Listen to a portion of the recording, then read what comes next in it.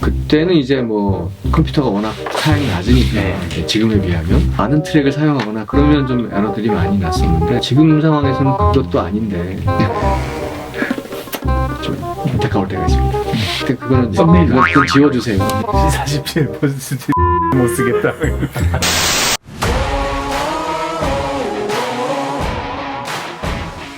안녕하세요. 저는 C47 포스트 스튜디오에서 사운드 슈퍼바이저를 맡고 있는 이인규라고 합니다. ADR을 담당하고 있는 이호준이라고 합니다. 저희 C47 포스트 스튜디오는 영화, 드라마와 같은 영상 음향을 작업하는 스튜디오고요. 저희 스튜디오가 다른 스튜디오와의 좀 차이점이라면 2008년도에 오픈을 하면서 음실이 여기 있고 용산 후암동 쪽에서 편집실도 같이 이제 운영이 되고 있어요. 후반 작업에서의 어떤 연계성이 굉장히 좋고요. 안정된 밸런스와 정확한 모니터링을 통해서 사운드의 결과물의 어떤 신뢰도를 높일 수 있는 그런 스튜디오라고 말씀드릴 수 있습니다.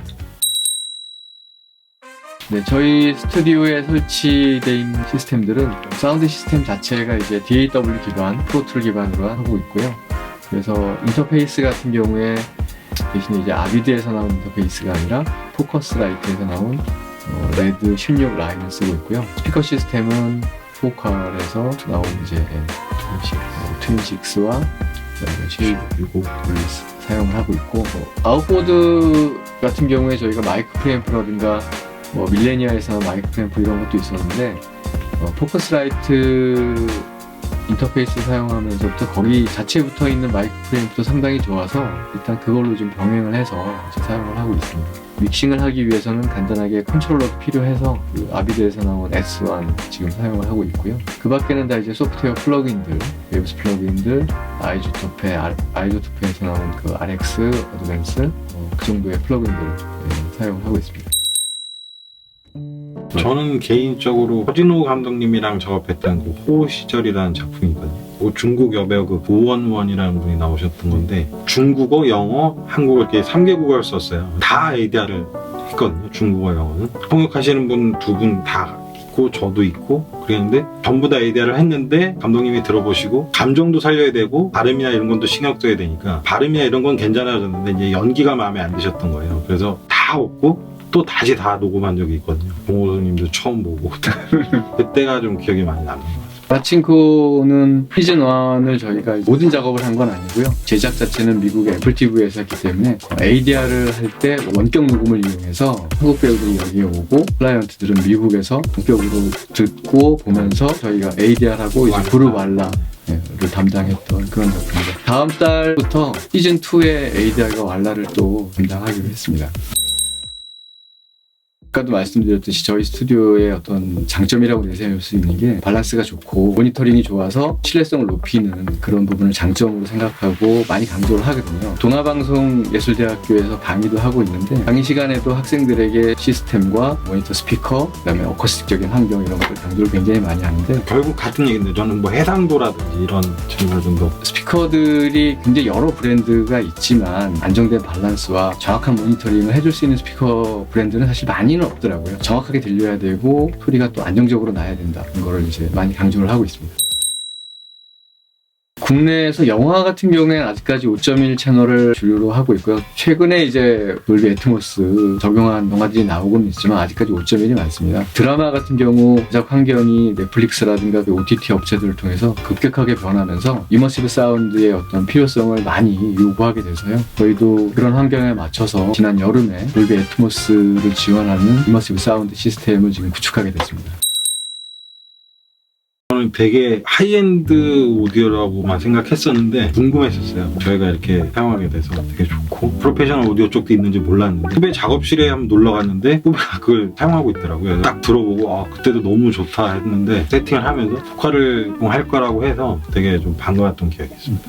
저는 보컬 스피커에 대한 첫인상이 다른 스튜디오에서 봤을 때 스피커가 굉장히 예쁘다 그런 느낌이 있었어요. 최근에 나온 다른 브랜드의 스피커들이 플라스틱 같은 질감의 케이스들 또는 너무 사이버틱한 반짝반짝하는 금속성 재질이라든가 너무 하얀색이라든가 약간 좀 거부감이 있었거든요. 보컬을 딱 보는 순간 고급스러운 그런 마감과 나무 느낌도 잘 살리고 겉면도 아주 예쁘게 디자인돼서 굉장히 스피커가 고급스럽게 생겼고 예쁘게 생겼다. K-POP 아이돌 그룹 같은 느낌이다라는 생각될 정도로 느낌이 되게 좋았어요.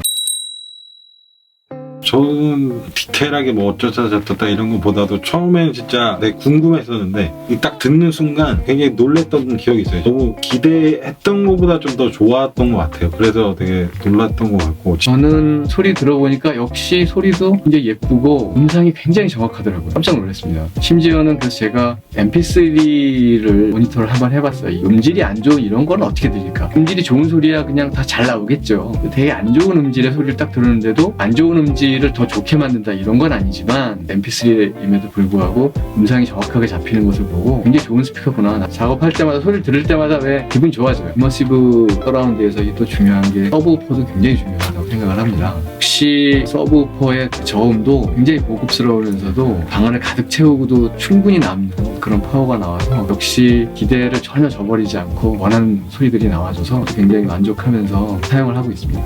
네.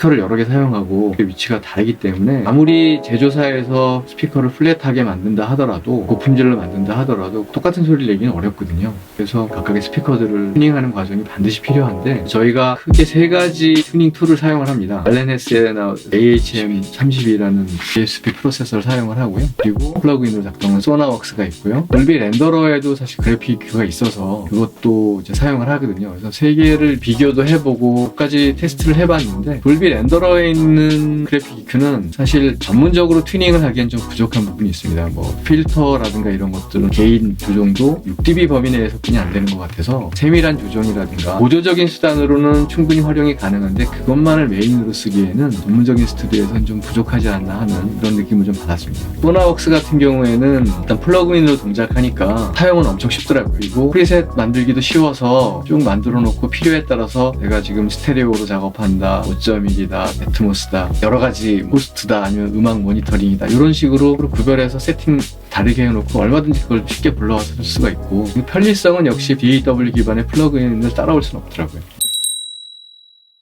사실 스피커 브라켓 또는 스탠드 그렇게 크게 신경을 안 썼거든요. 스피커들이 대충 한 장에 매달려 있으면 되지 않나 했었는데 막상 사용을 해보니 이거 정말 쓰길 잘했다. 특히 프론트 스피커 같은 경우에는 기존의 스탠드도 있고 높이를 많이 못 높이니까 크게 뭐 더 다르다 좋다 이런 걸 많이 못 느꼈는데 서라운드 스피커 같은 경우에 스피커들 무게도 있고요. 천장에 거기에 잘 매달려 있고 매달린 상태에서 필요에 따라서 각도를 조절해야 되잖아요. 기존에 제가 예전에 써봤던 그런 브라켓들은 아무래도 쉽지가 않았습니다. 매달려 있는 것도 사실 좀 불안하기도 하고 근데 이 아이오 어쿠스틱 같은 경우 아주 안정적이면서 각도 조절도 너무 쉽고 진짜 튼튼하고 그래서 정말 서라운드 스피커용 브라켓으로는 흠잡을 데가 없는데 그런 느낌을 받아서 굉장히 만족을 했던 것 같아요.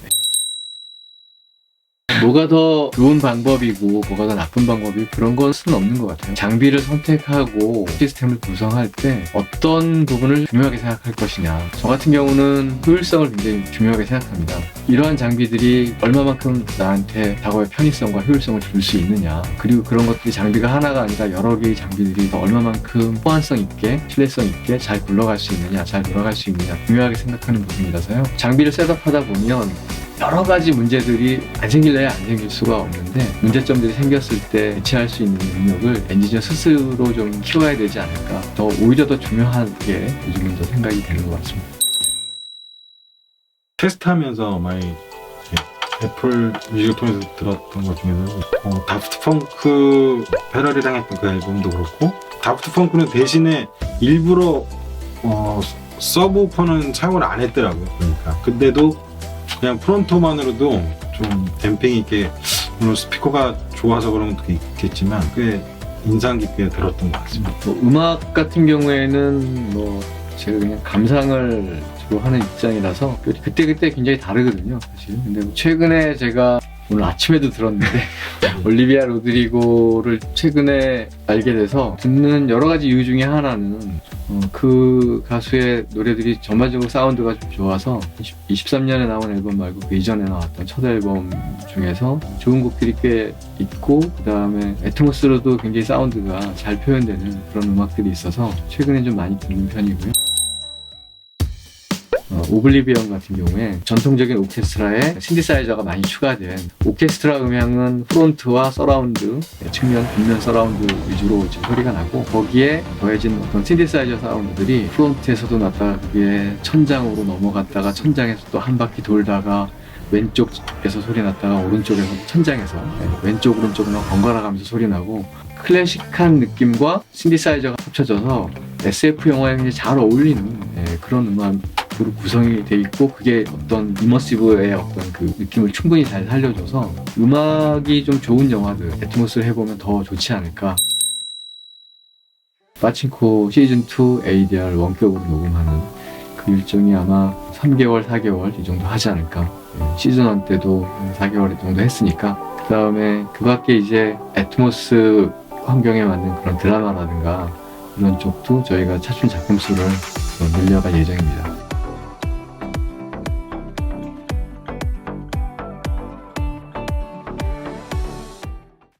시스템 전체적으로 구성하시는 과정에서 좀 가장 어려우셨던 부분이 있으셨다면 어려운 뭐 있었지? 다 어렵지 않나? 이 비슷한 환경을 도입하려는 다른 분들에게 뭐 조언을 해주실 수 있는 거 있느냐 돈 많이 벌어야 돼.